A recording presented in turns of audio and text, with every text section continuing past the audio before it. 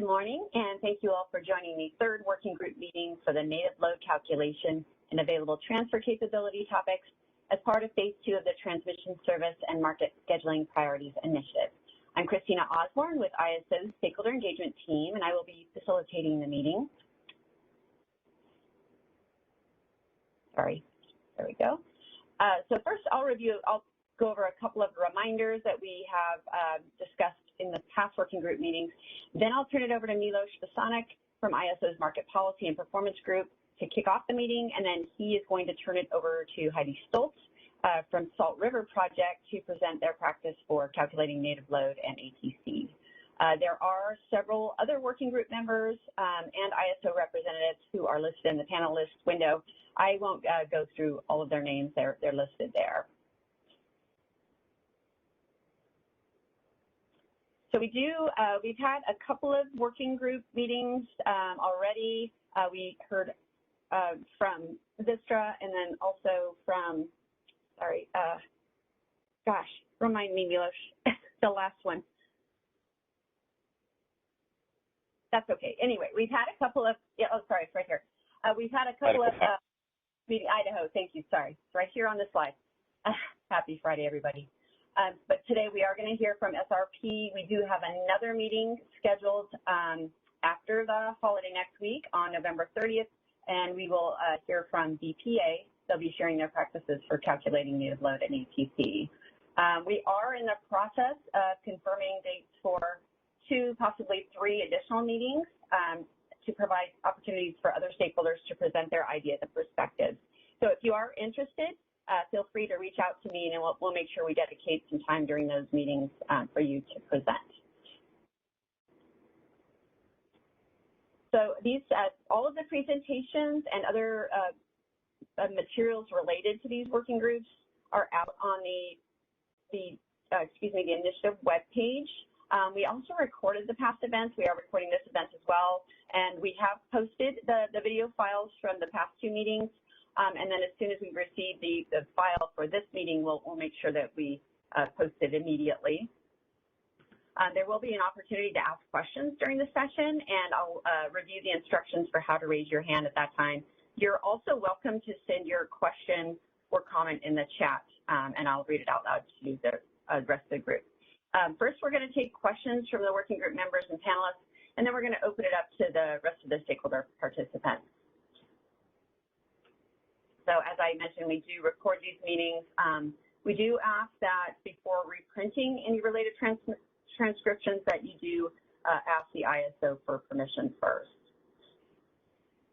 So these working group discussions are intended to foster open dialogue, sharing of ideas and perspectives, and overall brainstorming on the different topics in the subgroup. These discussions may not be representations of official company perspectives and should not be treated as such in order to foster open dialogue and ideas sharing. So with that, I'm going to go ahead and turn the meeting over to Milos. Thank you, Christina, and good morning, everybody, and thanks for joining us for another working group session on this native load and ATC calculation topic.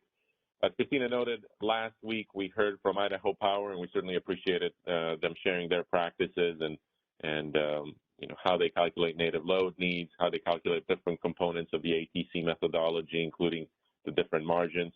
And we're going to hear from Saltoff River Project today as well on their practices, and then next week from BPA. As Christina noted, we will be scheduling a couple of more meetings. You should probably expect a market notice announcing those additional dates early next week. You know, we're conducting a doodle poll with working group participants to make sure that we identify dates for the next meetings that the working group participants can make it to. And we know already of a couple of entities that are interested in presenting. So once we identify those dates, we'll be able to work with them to identify when it works for them best to present after the 30th. But if anybody else wants to share their ideas, perspectives, or suggestions on how the ISO could calculate the native load needs and different components of the ATC methodology, the CBM margin, or anything else, please let us know, and we can certainly find a time and make time available for that discussion and that presentation. I want to extend our gratitude to the SRP team and Heidi and her team that will be presenting today. We really appreciate you taking the time and sharing your practices and helping us learn about the different practices across the West. I'll reiterate for the SRP team that if there are any questions that you don't feel comfortable answering or you don't know the answer to, by all means, feel free to defer that. We can certainly follow up offline, but don't feel pressured to respond to some of these questions that you may hear from us today if you're not comfortable answering or don't know the answer to. We can always, like I said, follow up offline on those. We certainly appreciate you and your team taking the time to present, but also put the materials together.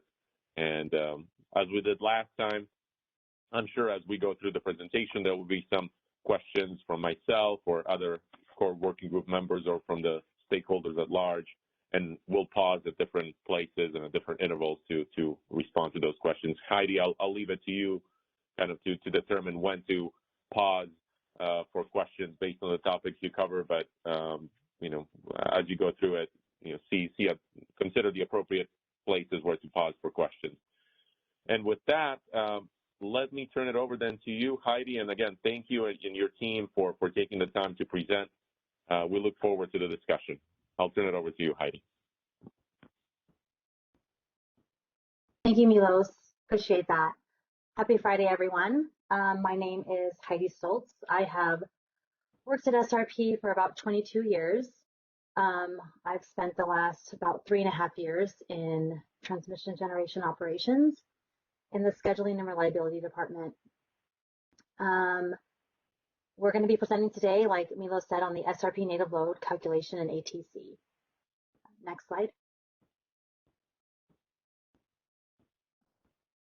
A little introduction about SRP. Salt River Project Agricultural Improvement and Power District is a political subdivision of the state of Arizona. SRP was formed in 1937. It operates the vertically integrated power system. It's governed by an elected board and council, and we serve approximately about 1 million power customers. SRP is also a water provider. The water provider is the Salt River Valley Water Users Association. As you can see by the little diagram there, we are located centrally in the state. We serve the Phoenix and surrounding areas. The blue portion is basically who SRP serves exclusively. The green is who SRP makes direct sales to customers for all mining loads. And then the red would be the service areas that are not covered by SRP or served by SRP. Next slide.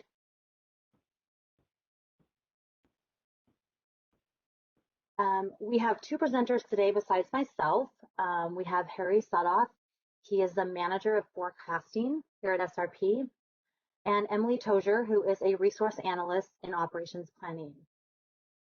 The topics we're going to address are load forecasts, calculating existing transmission commitments, ETC, for native load and network load, the calculation of available transfer capability, ATC, across different time horizons, publicly posted information, and then accounting for uncertainty. Now we do have some other people on the line here today, also that will be helping answer questions. We have Reese Adams, who is my supervisor over scheduling and reliability services. I don't know if Mike Feaster's on yet, but he may jump on later. He is the manager of grid operations. If there is something that, like Milo said, if there's something that we don't have someone online to answer, we don't have a subject matter online, we will definitely follow up with everyone at a later date with those questions. Next slide. For the description of ETC assumptions across long-term and short-term horizons, the question presented was, do the assumptions change or vary? ETC assumptions do not change or vary. Long-term reservations remain constant, and the scheduling varies. For the type of load forecasts utilized across different horizons, we have long-term and short-term. Are there any questions about that? So we can start with questions from the working group members and panelists. So to raise your hand, click on the hand icon above the chat window, or if you just dialed in, press #2.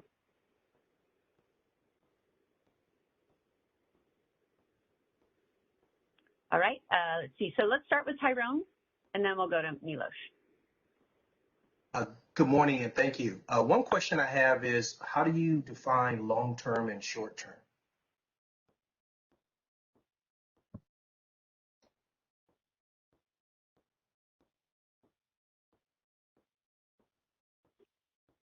I can take that question.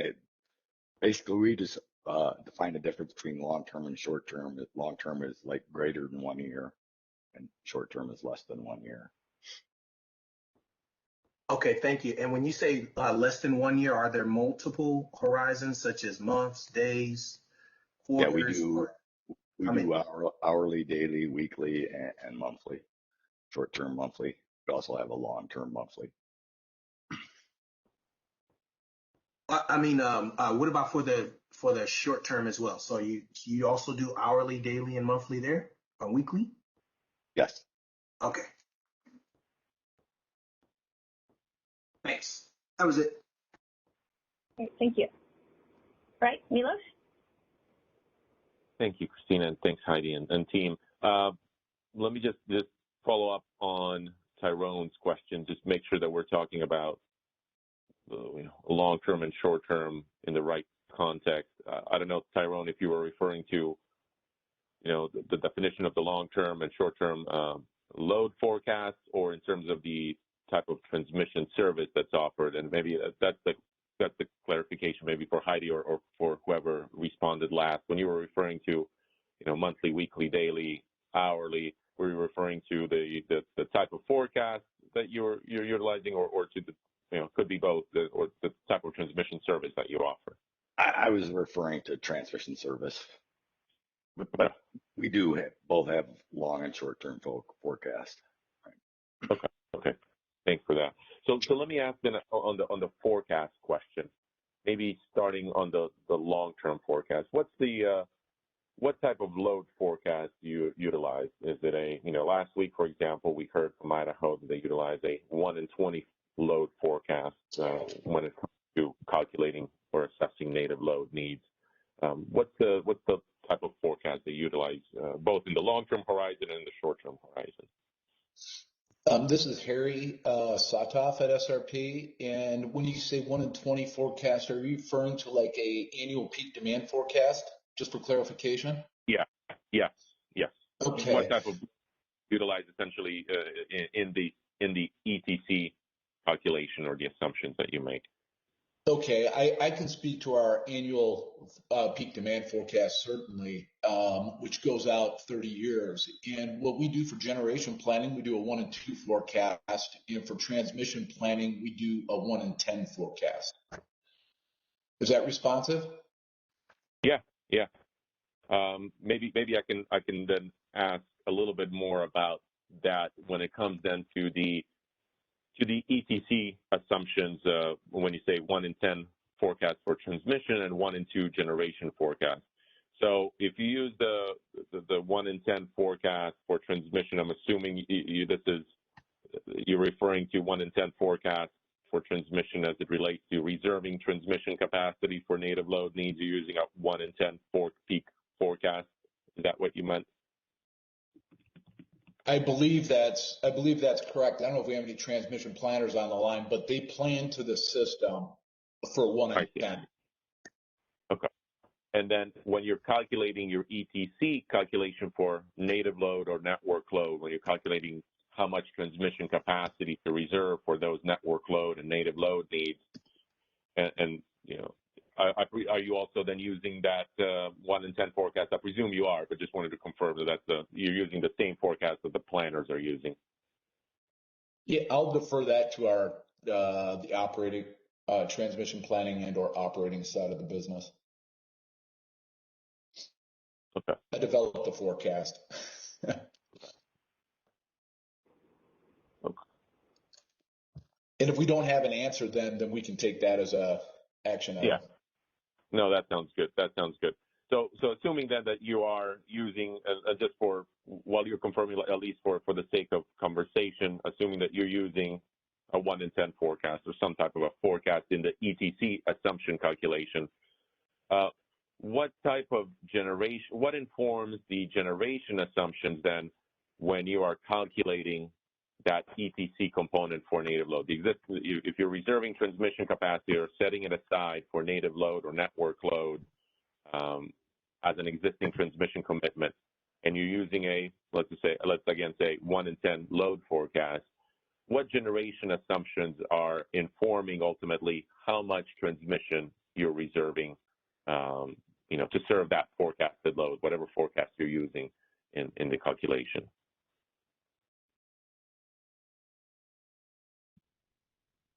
Yeah, I don't think I can answer on that side of it because we develop the forecast on the forecasting side. So I don't know if anybody on, again, resource or operations or transmission can respond to that. Yeah, this is Emily in operations planning, and yeah, we monitor the short-term load forecast, but again, with transmission, I cannot answer that either. Okay. So maybe a follow-up could be, because what we heard from Idaho Power, for example, is they utilize the 1 in 20 forecast, and then you have to make certain generation assumptions about how that load is going to be served in order to derive an amount on each flow gate or each path of transmission capacity that you reserve as an existing transmission commitment.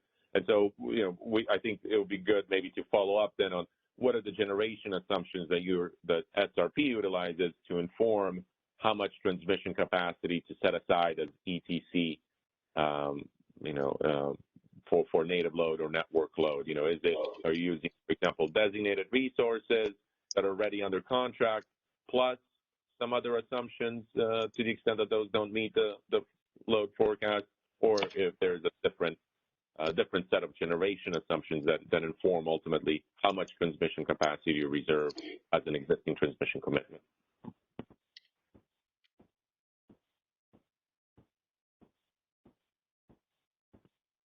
And like I said, we can follow up maybe offline. We might have, sorry, Milos, thank you.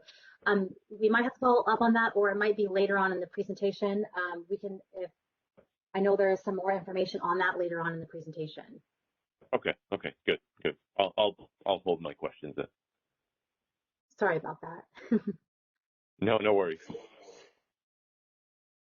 All right. Tyrone, do you have another question? Nope, I just didn't put my hand down. Sorry.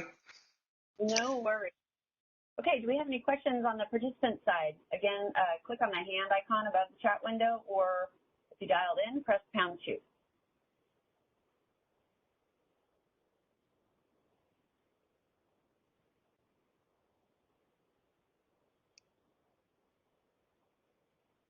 I do not see any callers in the question queue, both on the WebEx and on the phone line as of now. Okay. All right, Heidi, we'll turn it back over to you then. Okay, next slide, and I believe Harry will now take over for a little bit. Good morning, everybody. My name is Harry Saltoff, and I manage the forecasting load research group here at SRP. And given a bit of the context here with timeframes, one of the biggest duties that myself and my team have is to develop our annual budgets, which I'm sure all utility companies do. So that's a 1-year forecast. We also develop a 6-year forecast that informs our financial planning process. And then lastly, I would say our 30-year forecast horizon, which helps inform long-term planning for our resource, transmission, and distribution planners. Our key outputs, again, are going to be annual peak demand, energy sales, customer counts, as well as 8760 data. Hopefully that's not too jargony right there. So just to give you that perspective. So what I really want to do is I'm going to be talking a little longer term right now. And what I have on this slide on the left are what some of the key drivers are for a long-term forecast. You can see population, the economy right now, and you guys can read what's on there. On the right, what I wanted to share was the many third-party or outside experts that we lean on to help inform our forecast. Again, just to give you a little perspective for our economic and population outlook, we get forecasts from the University of Arizona. We've been working with them for a very long time. And quite frankly, with COVID, there was a ton of uncertainty out there. So we've gotten more perspectives. We are now working with Arizona State University. We're working with Dennis Hoffman and Lee McFeeters. For those that may know who they are very prominent, longtime economists in the Valley. So they've been really helpful as well. We also get a national perspective for how they think the Phoenix metro market's going to play out.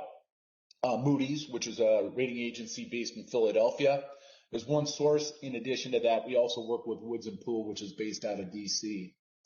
We're not going to go through all of this here, but the bottom line is we get a lot of information from outside sources to help inform our forecast going forward.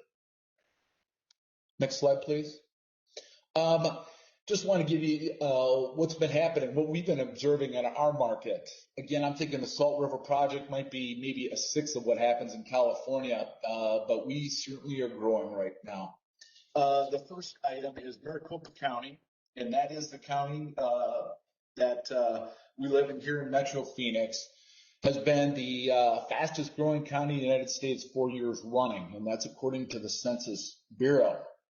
Two drivers for population. You get the natural increase, which is birth rate, less the death rate.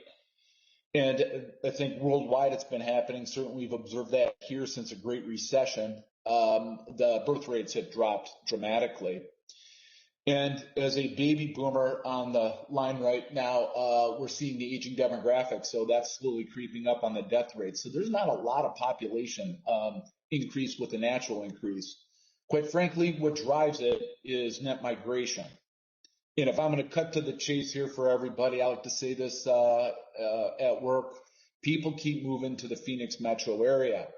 Quite frankly, I'm sure there's a lot of California people on the call. We get about 20 to 25% of the people moving here come from California.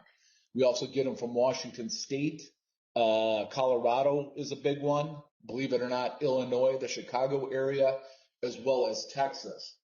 And quite frankly, we look at our consensus economic forecast with regard to population, and depending on what sources you look at, we're either growing or expected to grow for the remainder of this decade 3 to 4 times greater than the national average.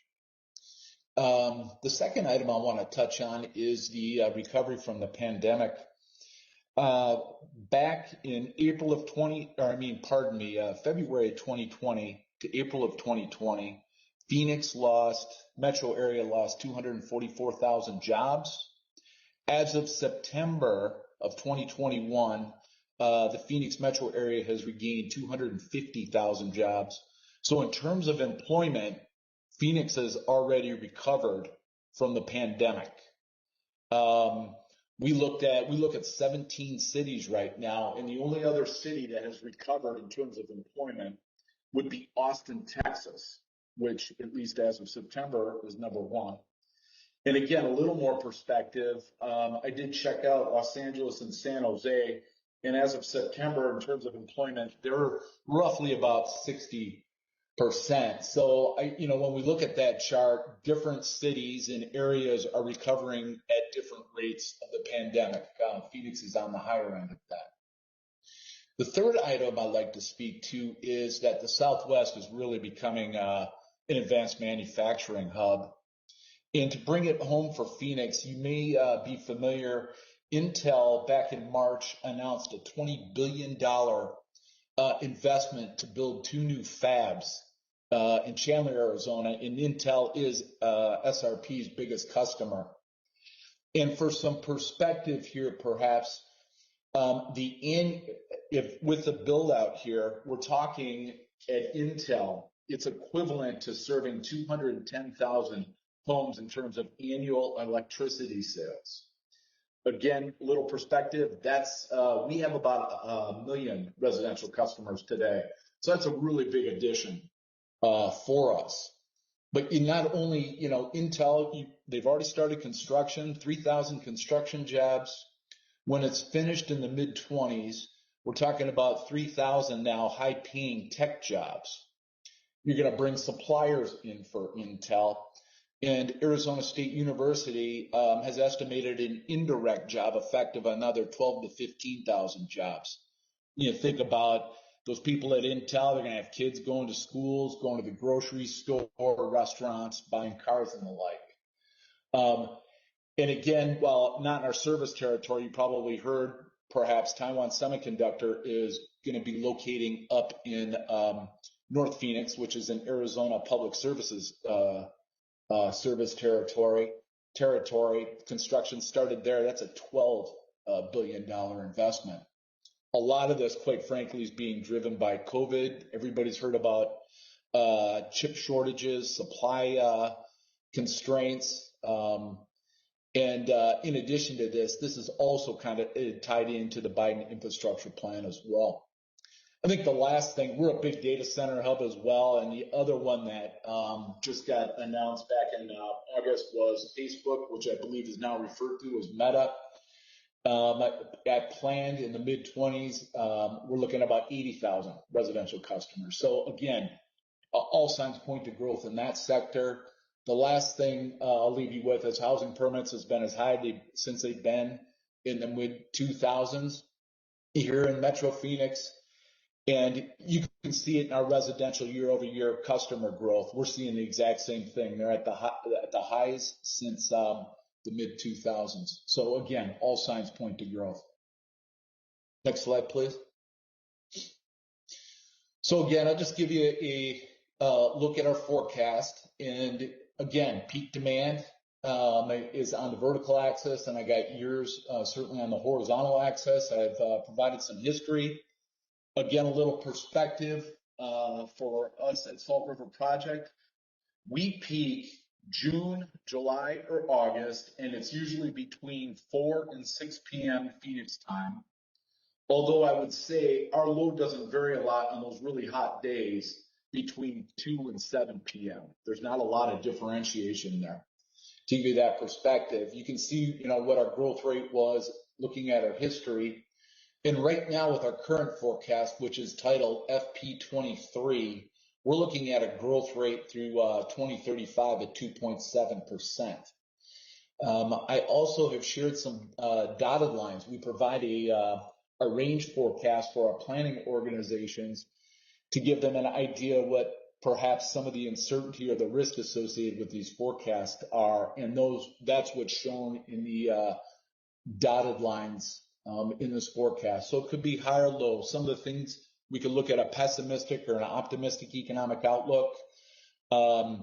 We have an amazing amount of economic development prospects there. In the high case, we're capturing a lot more of those, whereas in the low case, we're thinking kind of slow and steady.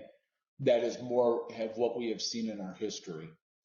So I think what I'd like to leave this group with in terms of long-term forecasting is anticipate growth certainly from the Salt River Project through the end of the decade. And if you have any questions, please let me know, or I'll pass it over to Emily. Thank you, Harry. Oh, go ahead. That's okay. Yeah, I just wanted to see if we do have any questions. We'll start with the panelist members, and then we'll go to the participants. I had a question. Sure. Hi, good morning. Hey, thank you for presenting today. It's very interesting. When you're looking at these load growths, what are you assuming about solar penetration and net load, gross load? What does this represent? This is what we would see at the meter for that. So in regards to rooftop solar, to answer your question, rooftop solar has already been taken into account in this peak load forecast. Now, I mentioned 4 to 6 p.m.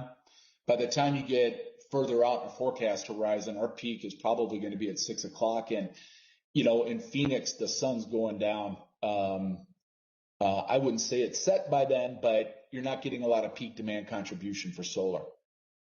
Is that responsive? Yeah, I was just trying to figure out if you have sort of monsoonal conditions or something. Do these numbers change, or if you don't have solar production? I would say that probably is better in Emily's court with regard to that. Usually when we hit our peak demand, what we're planning to, it is going to be a sunny day. It can happen when it's dry out. It can happen when the monsoon's here. But on days when we peak, you're not going to have the big storms coming in.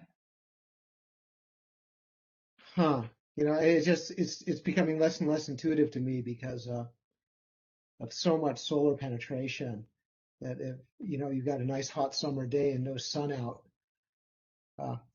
Anyways, okay, well, thank you. It's very interesting. Great. I don't see any other hands raised. Just check. Nope. Okay. Emily, go ahead. Thank you. I'm Emily Tozier. I'm a member of the operations planning team. Operations planning assists the supply and trading team with the maintenance, monitoring, analysis of the short-term forecasts. So each day, the day ahead trading team runs the short-term load forecast, and they actually run that twice a day, in the morning and in the afternoon. We use 2 load forecast models and 3 weather providers, one of those being SRP in-house meteorology. And each day, the traders determine which is the best forecast to use depending on conditions. These forecasts are weather-driven currently with temperature and humidity as the inputs. It's very accurate when temperatures are consistent. So like the question we just had, the biggest errors happen on days that we have monsoons because they come in at it's hard to predict what time. We have a general idea, but how intense they're going to be, they just provide the biggest errors for sure. And we have large spreads between the low and high each day within the SRP service territory. So 1 degree in the summer equates to approximately 150 megawatts. And so 4 degrees can make the difference in needing to add an additional power plant.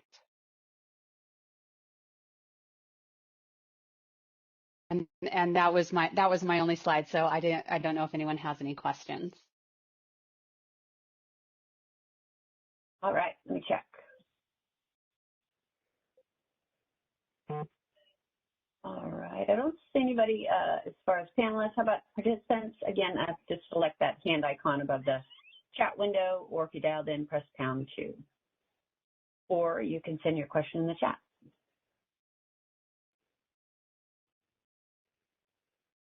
Okay, I don't see any questions, Emily. Thank you. Okay, it's Heidi again.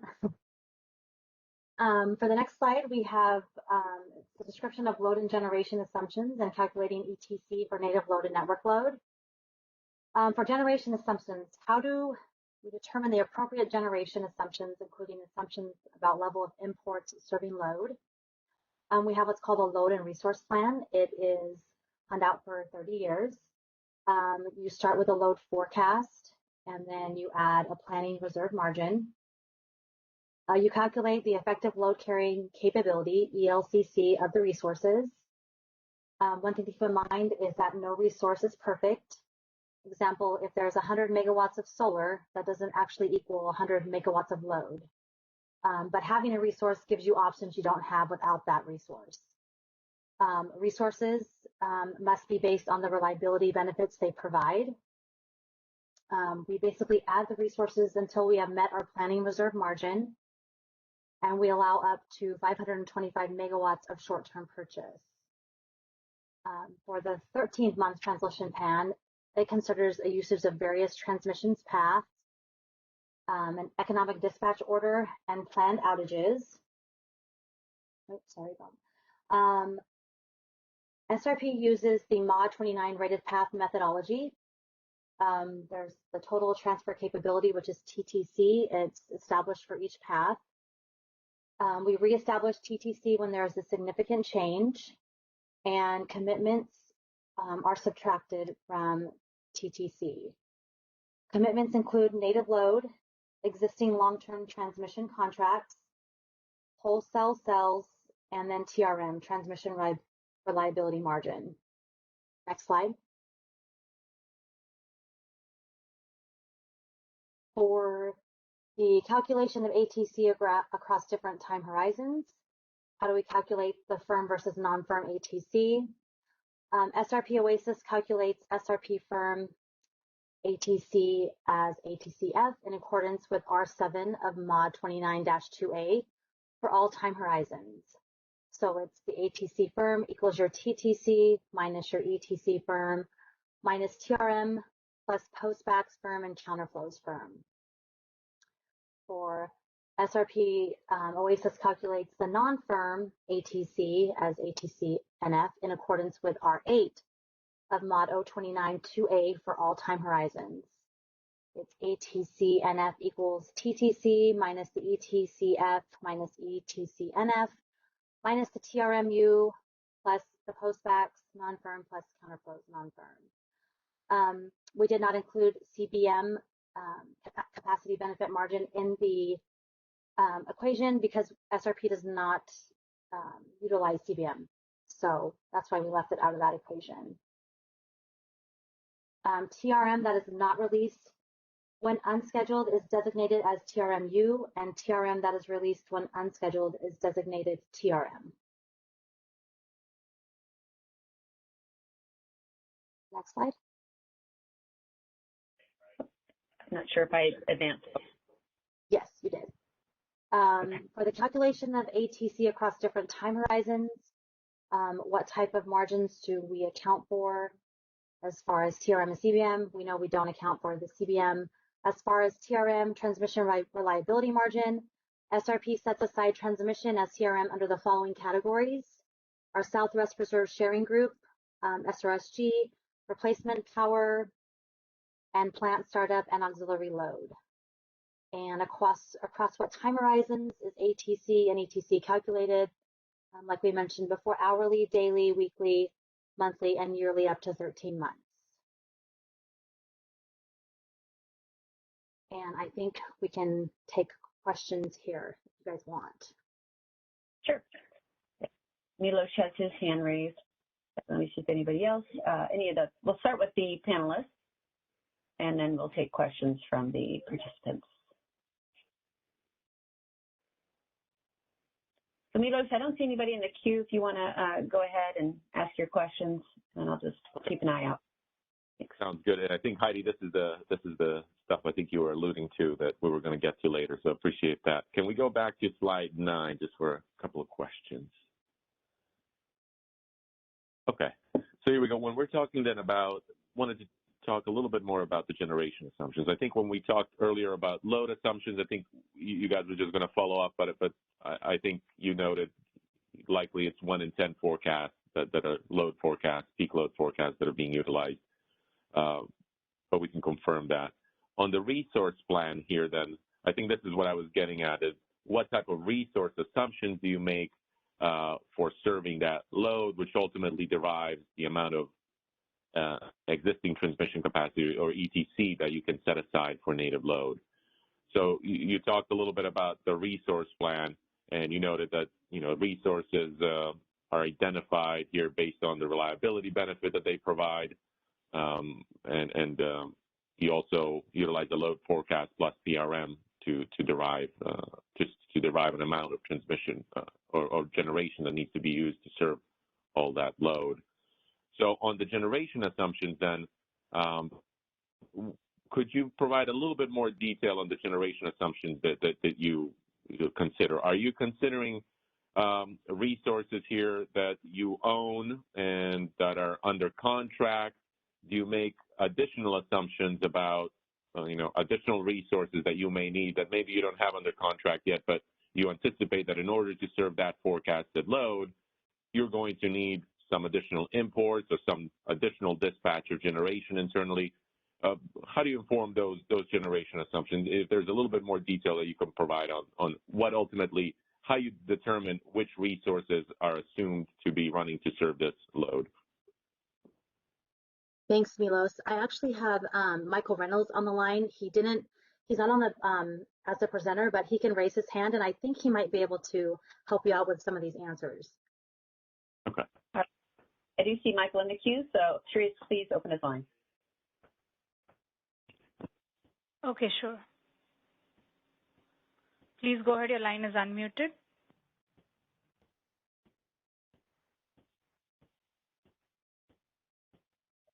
Michael, don't forget to unmute Michael, please yourself. unmute.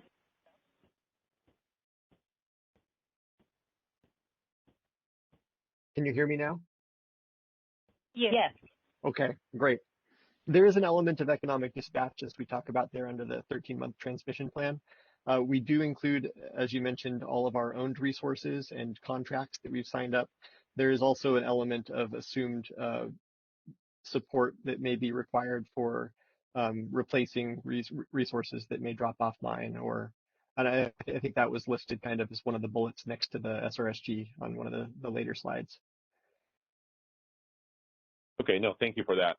And if I may ask, when you're looking at those additional resources that are assumed, because either you have resources under contract or you own them, and they either may not be enough to serve the load, or if they are, you still want to assume that certain potentially additional resources may need to serve load, to replace some of these other resources that you have.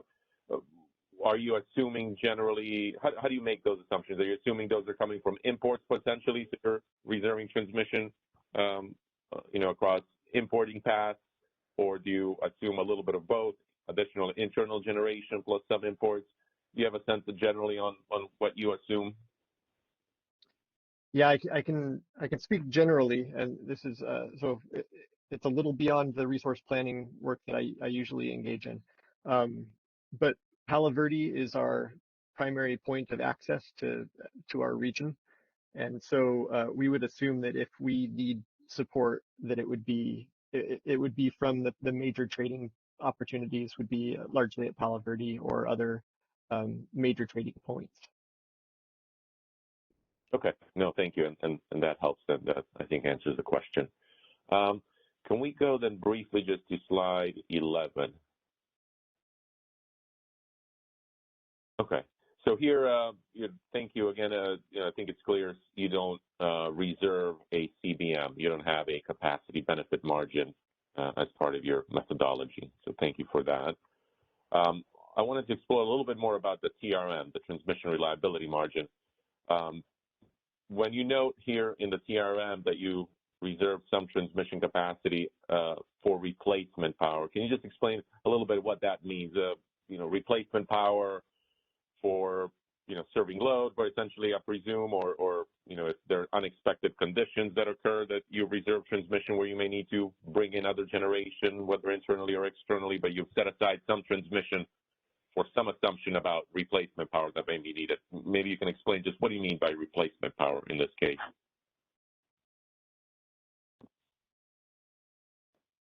I might be able to help a little bit on that question. Our replacement power is, if our TRM for that is based on if we lose the Coronado Silver King line, essentially we strand potentially up to 1,200 megawatts up there that we can't get enough transmission to bring that all home. So we would have to purchase energy. And in that scenario, we set aside transmission for that case. And that's just like a worst case scenario thing. And that transmission does get released as non-firm. Yeah. Okay. So, and so the way that you derive this amount, do you in that example, for example, do you reserve a full kind of 1,200 megawatts of transmission capacity? No. There's other reserves that we can tap into, and then there is a certain amount of transmission that's always available up there that we can purchase, just not the full 1,200. So the amount's based on what we can get and what we can't replace. Okay. And again, that's the worst case scenario type situation. Yeah, so it sounds like you do reserve some amount of transmission. Doesn't necessarily mean it's the 1,200, but you have some way of determining as part of the methodology that you've reserved, a firm transmission for that replacement power amount. And then when you say that, it gets released as non-firm, I assume that ultimately if you get into a condition where let's say you do lose that 1200 megawatt line, you would be able to import generation, because you've set aside this firm transmission for this replacement power. It just may mean, because you release it as non-firm, that in order to free up space across those paths or those, transmission flow gates, you may need to do some curtailment of non-firm transaction in priority order. You would curtail non-firm so that you can bring in, the generation that you've already set aside the transmission for as part of this TRM. Is that right? That's exactly correct. That's exactly how that would work. And I can tell you just from experience that rarely, if ever, happened. I think maybe one or two instances where we had to curtail a non-firm customer. And again, that's based like, 120-degree day in Phoenix, and we just don't have anything else, right? And that's why we release it as non-firm. Same as Idaho, is we're trying to maximize utilization of the system. So that's why we No, I got it. So at least in my mind, this means you've taken this off as firm transmission. You just made it available as non-firm, so that if you do need to use it, it's available there, subject to the condition of being able to curtail, lower priority non-firm to make that space across those paths available, because you already reserved it as firm. Okay. Yep, that's correct. And then just one more question on the last sub bullet there, the plant startup and auxiliary load. Can you explain a little bit more just what that means? Well, mostly that's for jointly owned generation units, like if a Pella Verde unit went down, then we're required as one of the joint owners to provide startup power for that unit. So that transmission is always set aside, so it's always available in that event. Okay. And then are there any conditions that you have in place, whether it's for that replacement power or any of the other components, when you can access that? It doesn't necessarily have to be a particular declared emergency or a particular level. Is this if, for example, with the replacement power, if that condition materializes, independent of whether you're in an energy or different type of emergency, that transmission is, then you can dip into that transmission because it's been reserved, right? Yes. Okay. And then last point before we'll turn it over to anybody else that has questions. Ultimately, when you're calculating the firm ATC across these different horizons, you're looking at the TTC, total transfer capability, across either the path or the flow gate. You're subtracting the existing transmission commitments that we talked a little bit about before, based on that may vary based upon the assumptions that you're utilizing. You're subtracting then the TRM, this transmission reliability margin, and then whatever remains is that ATC that you make available for firm transmission, which has that highest priority, transmission curtailment priority. You make that rest available as ATC for others to reserve in queue order. And ultimately, how the ETC and the TRM fluctuate, that informs the amount of ATC ultimately that becomes available, again, across individual paths or flow gates. Correct. Okay, I think those are all my questions. So I'll lower my hand, and Christina, we can check if anybody else, either in the audience or in the panelists, has questions. Sure. Again, if you have a question, click on the hand icon above the chat window or press #2 if you just dialed in.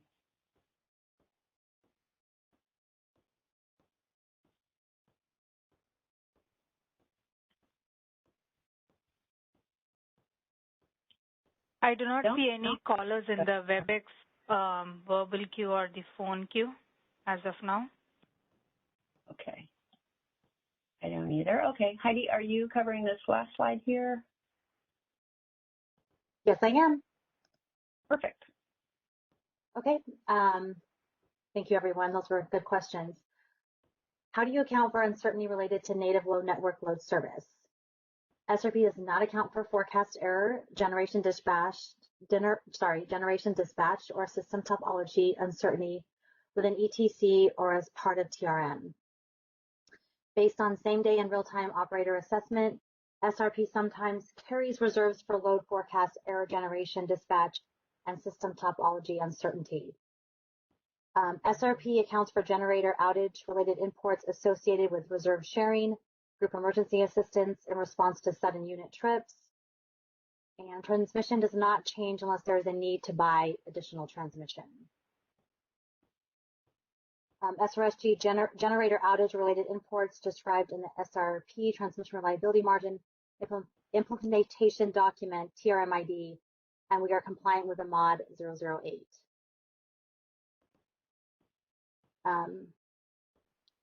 I don't know if the subject matter expert is on the line for this slide or not, but you guys can feel free to ask questions and we can see if anyone would be able to answer them.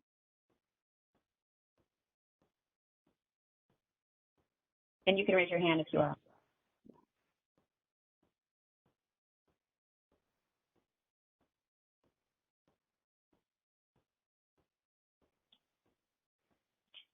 I don't see anybody.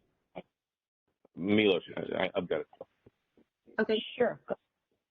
Yeah. All right. Thanks again. And this is Milos with the ISO, and hopefully I'm asking some of these questions that maybe are for the benefit of other stakeholders as well to provide some of this clarity. On the reason that you don't consider any forecast error, and I think we also heard this similarly from Idaho Power last week, is, I wanted to confirm, is it possibly because of the type of load forecast that you're utilizing? So, for example, if you're utilizing a 1 in 10 peak forecast, load forecast, maybe you feel more comfortable that that already accounts for a particular level of uncertainty that you don't need to account separately for forecast error. Do you have a sense whether that's the case for why you may not be accounting for forecast error otherwise?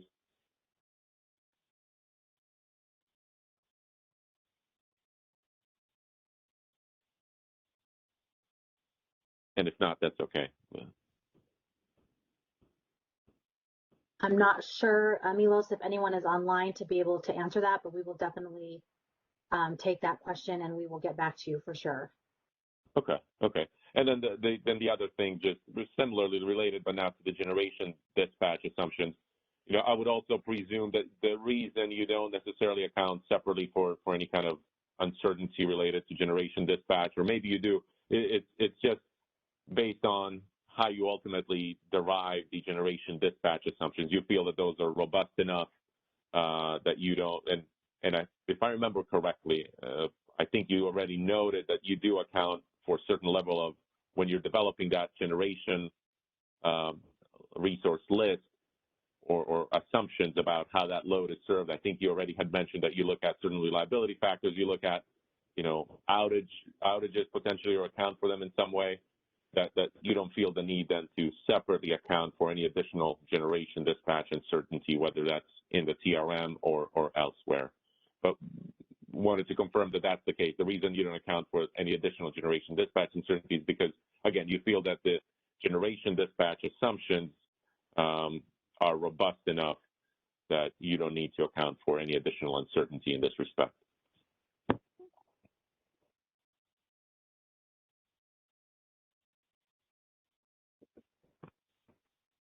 And this may be one of those additional ones to follow up on, but yeah, what you're saying makes complete sense, and you're probably exactly right, but I don't want to, answer incorrectly. So I will definitely take these questions for you, Milos, and we will, get back to you for sure. No, that sounds good. I don't have any more questions. Thanks again. You're welcome.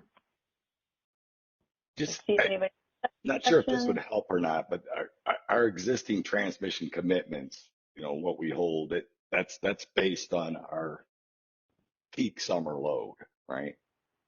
Mm-hmm. So when we're not, and anything that's not scheduled gets released as non-firm. So our ETC doesn't change. Only the amount of scheduled firm will change based on, forecast changes and stuff. Yeah. No, appreciate that. Yeah, and I, like I said, I gather that probably, you're already, the reason you're not doing it is because you already feel comfortable that based on the assumptions you have already and robustness of those assumptions, whether it's on the load side or the generation side, you feel comfortable that you have probably already set aside sufficient firm transmission to meet those commitments. And like you said, you release some of that transmission as non-firm, but that's why you probably don't need to account for any additional uncertainties But yeah, you guys can confirm that if that's the case. But I presume that that makes sense. So that would be the reason. Correct. Our transmission commitments for serving load are based on worst case scenario in the summer, right? And whatever we don't use of that gets released as non-firm.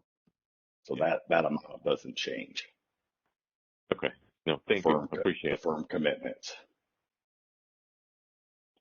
Yeah, That's and helpful. I would definitely say, Milos, that your assumption is right, that we are confident on our generation dispatch assumptions. Yeah. So. Okay, thank you. You're very welcome. All right, I don't see anybody else in the queue or any written questions.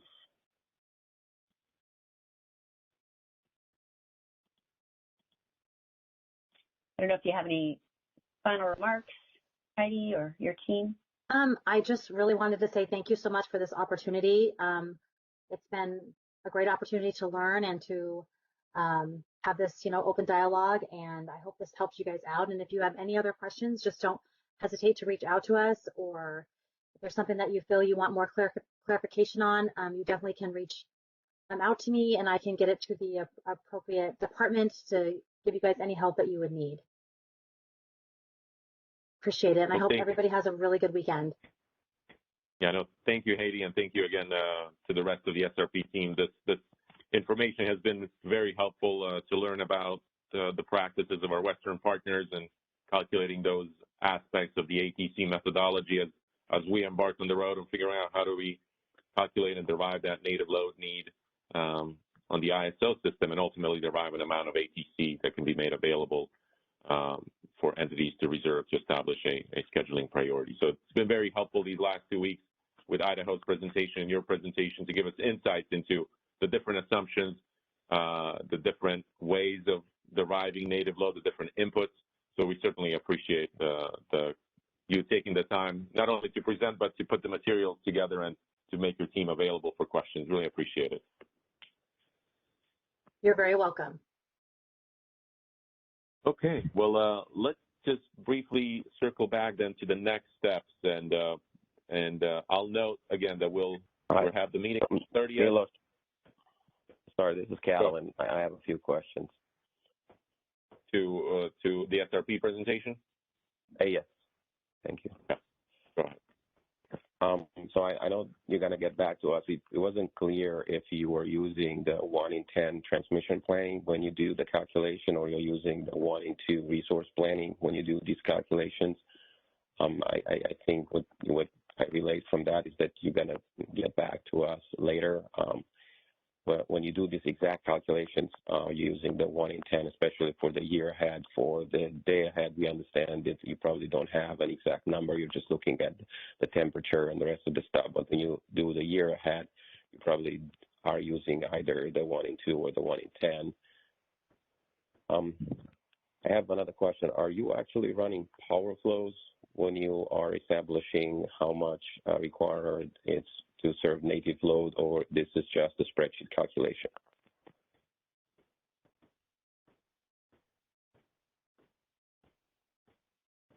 Harry or Emily, are either one of you guys still on, or Michael?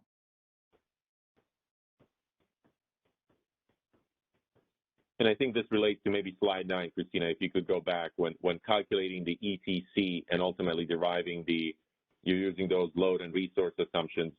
Catalin's question is, how are you doing that? Are you running a power flow analysis, or is this more of an offline spreadsheet accounting for deriving ultimately the ETC amount? This is Emily. For the 13-month transmission plan, that is facilitated by operations planning. However, it is not myself.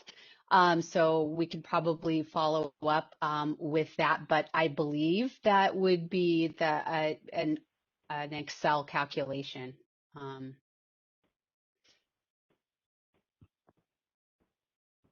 Okay, thank you.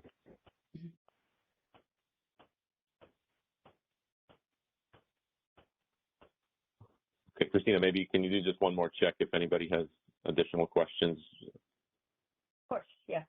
Sorry, I missed you there, Catalin. I didn't see your hand. You were further down on the list. Anybody else have any questions? Again, you can click on the hand icon, or if you're on the phone, press pound 2. Christina, looks like there is a question in the chat that came in a couple of minutes ago. Yes, great, thank you. I do see it from Jerry Melcher. Is SRP planning to accommodate counterflow transfer of NM wind power across their transmission system over to the CAISO? If so, how much can you accommodate in firm transmission megawatts? And the NM, I think, was meant New Mexico, but Thanks. Yeah.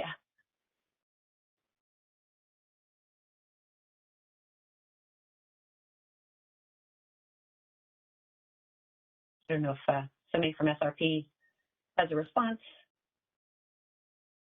Should be able to see the chat as well. If we're not, just so you guys are aware, if we're not able to answer, if someone's not here to answer, we are taking notes so we can get back to them. Obviously get back to you guys. But I don't know if I understood. Can she repeat that question? I don't know if we all understood what was being asked. Okay, so is SRP planning to accommodate counterflow transfer of NM, which we think is New Mexico, wind power across their transmission system over to the CAISO? And if so, how much can you accommodate in firm transmission megawatts?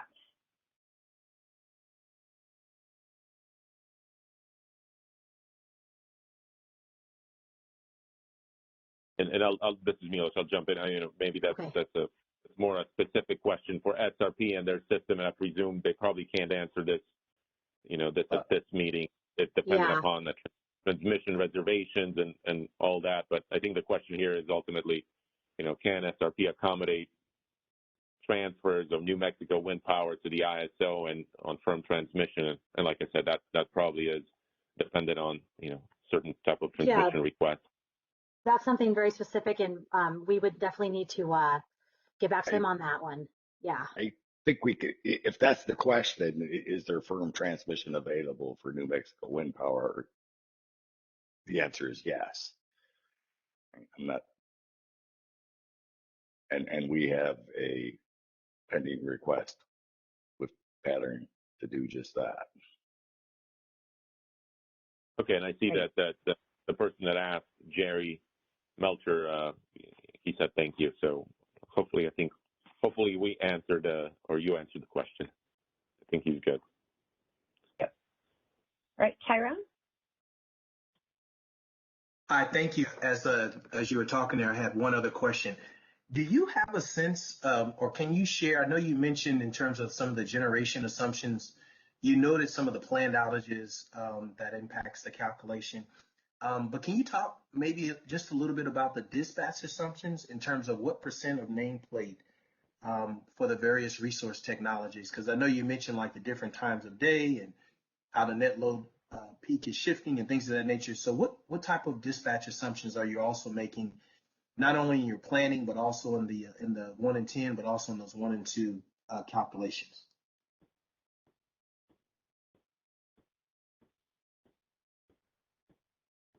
Thank you for that question. That's probably one we might have to get back to you on, because the manager of grid operations is not here right now to be able to answer that question as far as what dispatchers do. But we will definitely, if we can get back to you on that. Okay, thank you. You're very welcome, Tyrone. Looks like Mike Reynolds had his hand raised there. I didn't know if you wanted to respond. Oh, maybe Mike can answer it for you. Okay, I'm unmuting Mike's line. Please go ahead. Your line is unmuted.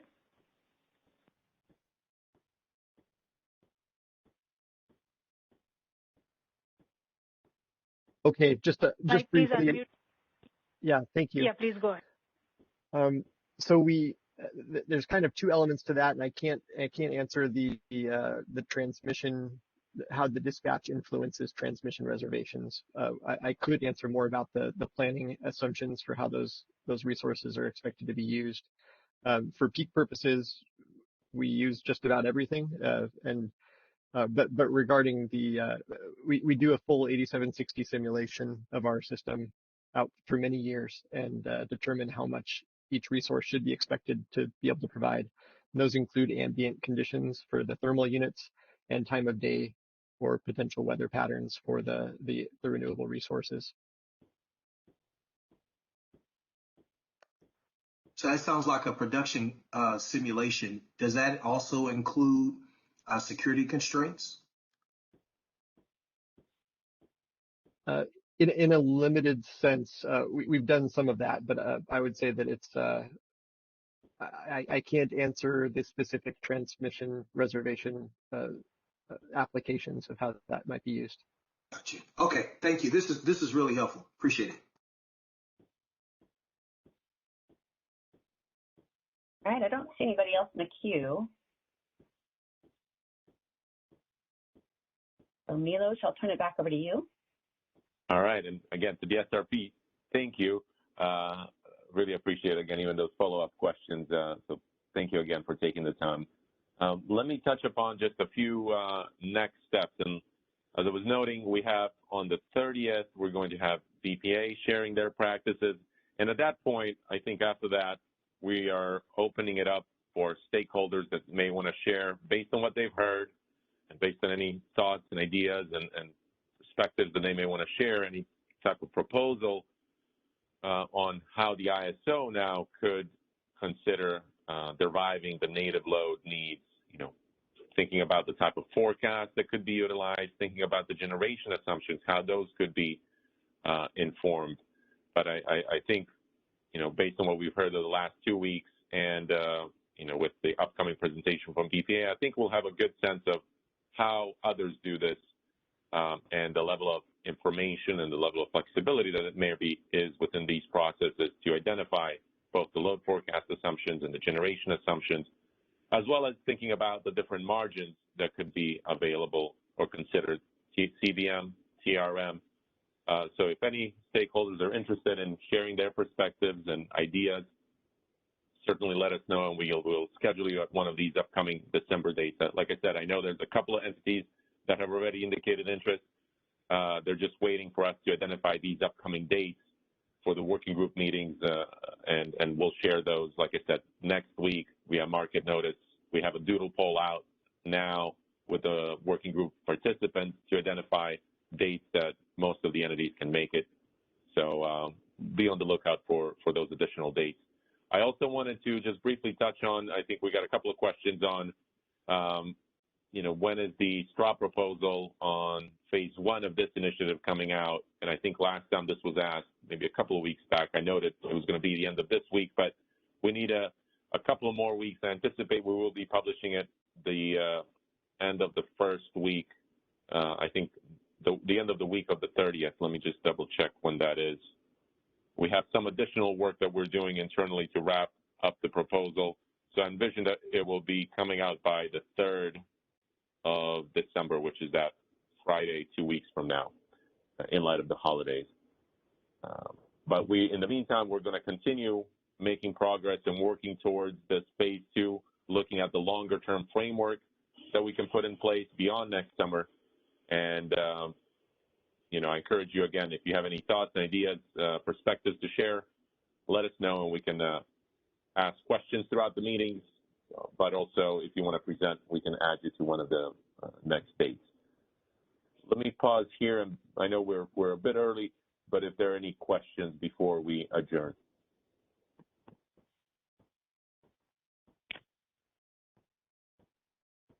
And just to follow up, I did send the contact email if you are interested in presenting at a future meeting. I sent it in the chat to everyone.